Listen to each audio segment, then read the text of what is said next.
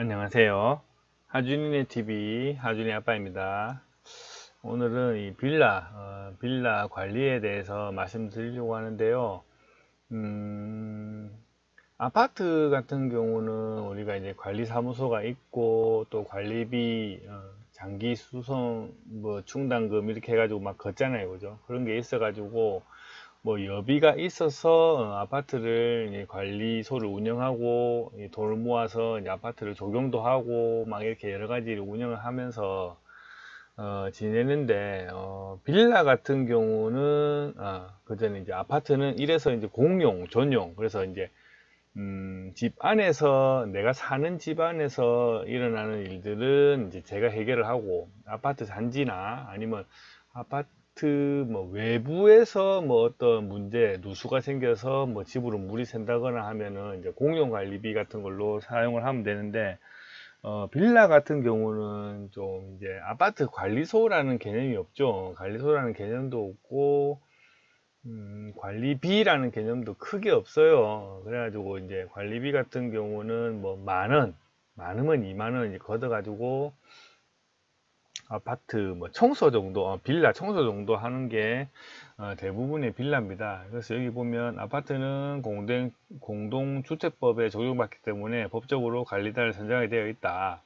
그러나 빌라는 관리단 선정이 의무가 아니며 세대수도 적기 때문에 별도 관리단을 운영하지 않는다. 그래서 보통의 한 건물에 살고 있는 세대 중 한 명이 뭐 총무를 맡아가지고 물세도 걷고 아니면 뭐 전기세를 걷고 뭐 가스비를 걷고 이렇게 하시거든요. 관리비도 걷고 그래가지고 뭐 몇 동이 없죠. 그냥 몇 호분이 뭐 총무다 아니면 반장이다 뭐 이런 식으로 얘기를 합니다. 그래가지고 이제 얼마 전에 이제 저 같은 경우는 이제 그 빌라에서 조금 문제가 생겼어요. 문제가 생긴 게 뭐냐면은, 이제, 임차인이 이제 입주를 하려고 하는데, 빈집이었거든요, 저희 집이. 저희 집이 빈집이었는데, 이제 입주하려고 가봤더니, 날이 더워지니까는 좀 이제 베란다라고 하긴 그렇지만은 약간 이제 베란다 식으로 되어 있는 조그만한 뭐, 공간이 있는데 딱 작은 세탁기한테 겨우 들어가는 공간이에요. 근데 그쪽에 들어갔다가 청소를 했는데 뭐 한 일주일 뒤에 가봤더니 또 이제 시커먼 물이 올라와 있고 뭐 하루살이들이 많이 죽어 있더라. 이래가지고 자기가 청소를 했는데 어, 청소를 하고 며칠 뒤에 가보면 또 그렇게 돼 있고 또 그렇게 돼 있고 뭐 이런 식으로 얘기를 하더라고요. 그래가지고 그거 이상하네요. 지금 거기는 한 몇 개월째 집이 비어 있는데 그렇게 무슨 일이 있을 일이 없는데 아무래도 이제 물이 역류하는 것 같다 뭐 이런 식으로 말씀을 하시더라고요. 그래서 이제 제가 이제 내려가 봤죠. 내려가 봤더니 상태가 이렇게 되어 있습니다. 이렇게 되어 있었고 좀 더럽죠. 원래 여기가 이제 시커먼 부분 이런 부분이 없었어요. 제가 집을 내놓을 때는 그냥 이게 그냥 복도였고 여기 세탁기 물 보이죠. 그냥 여기 이렇게 세탁기한테 겨우 들어가는 진짜 좁은 공간이에요.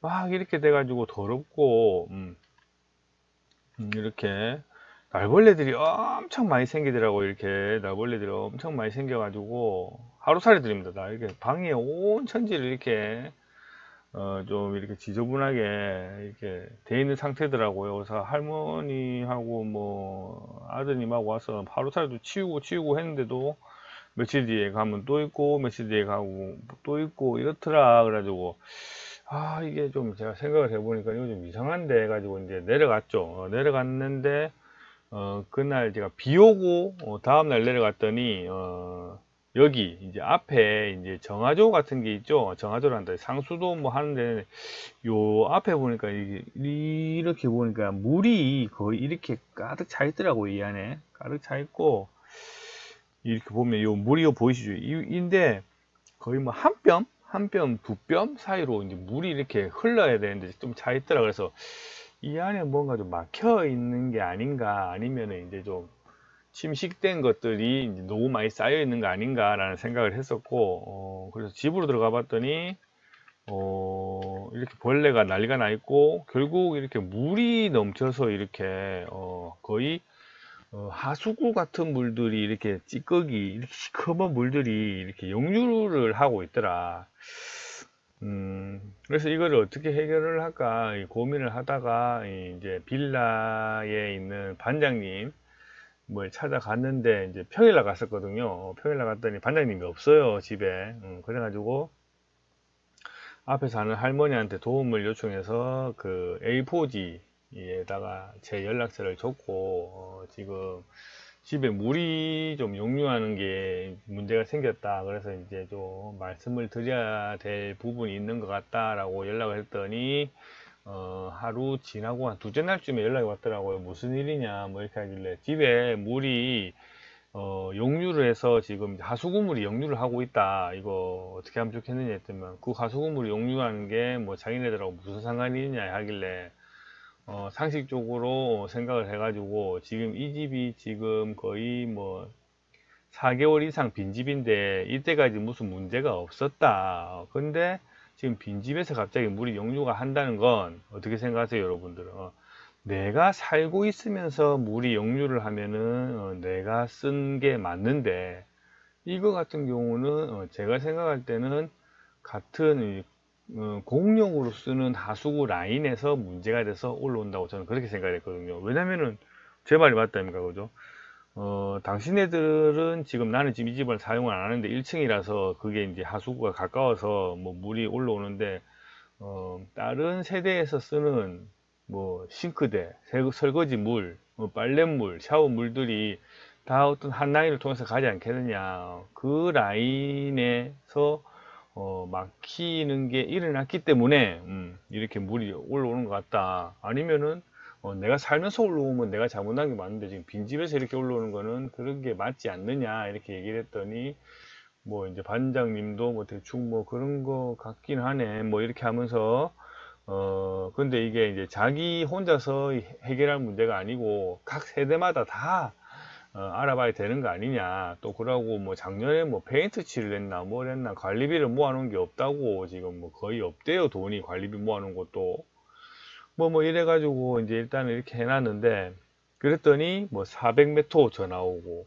300m 전화 오고 하면서 제가 이렇게 설명을 했죠. 그랬더니 뭐 400m는 그러면은 우리가 쓴 물이 그렇게 될 수도 있겠다 하면서 동의하면서 그러면은 공용으로 같이 이거 문제를 해결해야 되지 않겠냐 해가지고 이제 뭐 어떻게 해결하고 난 뒤에 금액을 얘기하면은 뭐 좀 각출을 하는 쪽으로 하는 게 맞겠다 이렇게 말하시는 분도 있고 뭐 또 300m는 또 아저씨인데 뭐 말이 안 통합니다. 내가 왜 그 돈을 줘야 되니 뭐 어째야 되니 이러면서 또 욱신각신 하는 거예요. 결국은 그 7세대, 8세대 있는 분들을 다 제가 하나하나 체크인 해가지고 이렇게 해가지고 지금 물이 이렇게 새고 있다. 역류를 한다. 그런데 이게 수리비가 작게 들 것 같지는 않다 해가지고 이렇게 일단 대충 해놨죠. 얘기를 뭐 할 수 있는 부분까지 해놨습니다. 그래가지고 사람이 들어와야 돼서 일단 수리를 했어요. 수리를 하고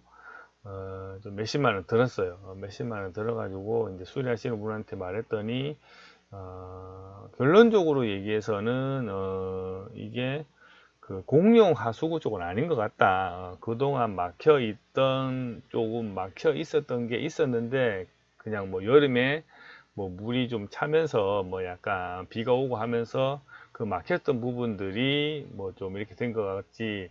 그래서 자기가 다 뚫었대요. 화장실 부분도 그렇고 뭐 여러 가지 좀 많이 막혀 있었다는데 뭐 하여튼 이거는 공용 부분은 아닌 것 같다라고 말씀을 하셨기 때문에 뭐 제 개인적으로 다 그걸 했고